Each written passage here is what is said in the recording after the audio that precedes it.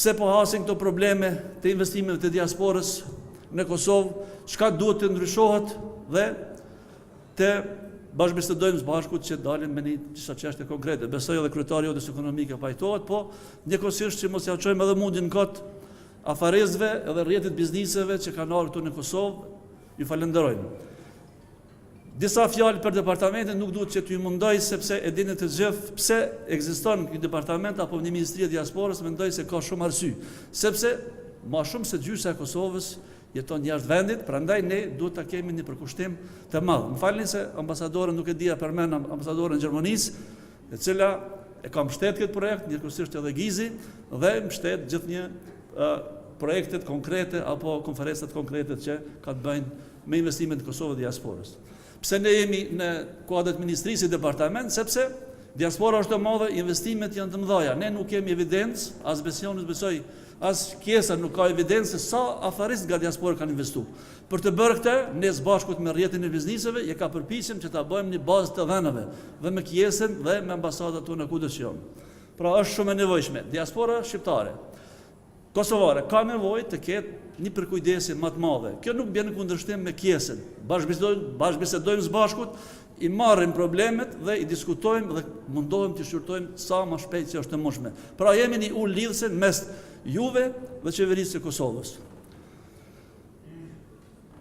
Sensibilizimi dhe rendimi, normal në bazë të planeve projekteve, dhe si pikë kryesore dhe ideator është Ministria e Diasporës për themelimin e rrjeteve të bizniseve diasporës, për cilat deri më tani duhet të jemi krenar, ju ne dhe çdo kush, për një punë, një përkushtim kaq të madh që kemi bërë 2 vite pa unal në themelimin e 22 rrjeteve në 22 vende të botës, në 4 kontinente të botës. Pra tani është shumë e lehtë të bashkëbisedojmë, është shumë e lehtë të bisedojmë për investime dhe është shumë e lehtë të bashkëorganizohemi aty kudo që vepron diaspora, sepse deri më tani nuk ka pas një forum apo një rrjet kësaj të organizuar. Nëse mund të ndryshoj, flasim lutem. Disa planeve të vogla të departamentit këtë vit, peshkputi vetëm një projekt që është madhor për herë të parë. Besoj që do të bëhet forumi ekonomik i diasporës në barë shqiptare kudo në botë. Ku do të mahet? Kjo është iniciativa e rrjetit të bizniseve diasporës shqiptare në përgjithësi dhe do të mahet në New York nga data 24-25. Do të jetë 2 ditë aktivitete dhe pritën të jenë dikun 600 deri në 1000 afaresë të diasporës kudo që janë në Evropë, Australi, Zeland, Shtetet e Bashkuara të Amerikës dhe të takohemi së bashku të kemi takime B2B, që kemi bëjmë ide, projekte për të investuar në Kosovë, po jo vetëm në Kosovë, njëkohësisht edhe në gjitha viset tjera shqiptare. Nëse mund të ndrojsh edhe këtë faqe, e dini se në kuadër të qeveria e Kosovës ka caktuar disa grupe punuese, në kuadër të